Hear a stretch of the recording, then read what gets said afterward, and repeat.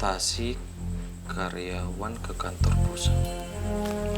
Ini untuk apa? Untuk menggantikan posisi Farid dan kawan-kawan yang akan mengundurkan diri, Pak. Saat ini proses pengunduran diri sedang diproses. Sebelum mereka benar-benar dilepas pergi, para pegawai pindahan akan ditraining dulu oleh mereka, Pak. Farid dan yang lainnya ingin resign dari kantor ini. Betul, Pak. Mereka mendapatkan persetujuan dari CTO. Iya, Pak. Pak Rio sendiri yang sudah menyampaikan pada saya untuk persetujuannya. Tinggal menunggu persetujuan dari Pak Robi. Jadi gini, Pak. Saat ini yang satu ini, saya belum bisa tanda tangani. Ini saya simpan dulu sebagai arsip. Akan saya pelajari dan akan saya pertimbangkan. Karena masalah ini bisa dirapatkan ke Dewan Komisaris. Karena ini menyangkut masalah strategis untuk kantor ini. Baik, Pak. Saya mengerti. Kalau begitu saya permisi dulu. Silakan. Ya.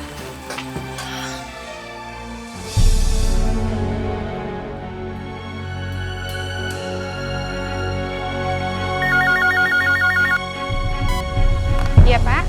Tolong panggilkan Pak Rio segera ke ruangan saya. Iya, baik, Pak.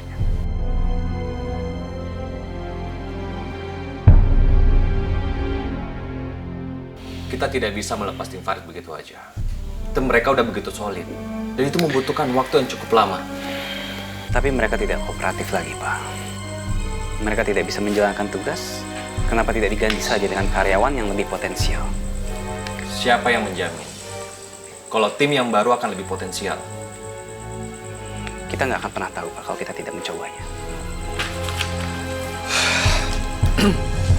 Pak Rio, di sini saya ingin tegaskan, baik Farid dan yang lainnya, itu melalui proses yang begitu lama.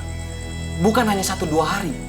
Mereka mengalahkan para pelamar yang lain, dan pada saat mereka diterima dan mulai bekerja di kantor ini, mereka melalui proses training.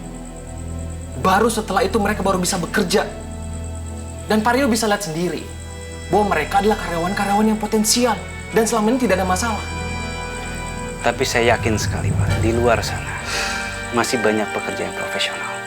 Seprofesional apapun para pekerja, mereka tetap membutuhkan lingkungan yang kondusif.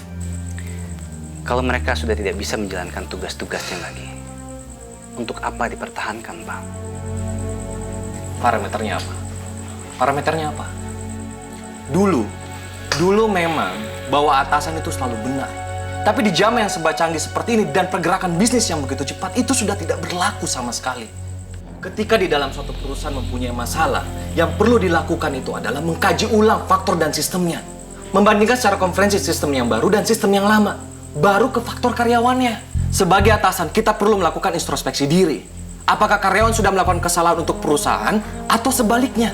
Yang perlu Pak Rio tahu, baik Duriat, Cindy maupun Farid, itu termasuk dalam golongan karyawan yang berprestasi dan tidak pernah melakukan kesalahan. Mereka memiliki dedikasi dan loyalitas buat PT GTI. Oke, saya belum akan membawa masalah ini ke Dewan Komisaris. Tapi saya minta Pak Rio untuk menyelesaikan masalah ini secara internal. Untuk memberikan lingkungan yang kondusif buat para karyawan. Iya, Pak. Saya hanya benar-benar ingin perubahan untuk perusahaan ini, Pak. Dan ini sama sekali bukan untuk kepentingan pribadi saya. Justru itu, Pak Rio. Justru itu. Ketika di mana para karyawan melakukan resign secara serempak, berarti ada yang salah di perusahaan ini. Pernah satu teamwork dari perusahaan masuk secara eksodus di PT GTI. Dan kami tempatkan di Pulau Sumbawa untuk mengerjakan proyek di sana. Pekerjaan mereka sangat bagus. Dan luar biasa. Gue tahu yang dimaksud sama Pak Robi adalah tim perusahaan di mana gue bekerja dulu, yang rame-rame resign. Dan ternyata mereka pindah ke GTI. Jadi tolong Pak Rio, kita sama-sama introspeksi diri. Dan seperti niat baik Pak Rio, ini demi kemajuan perusahaan.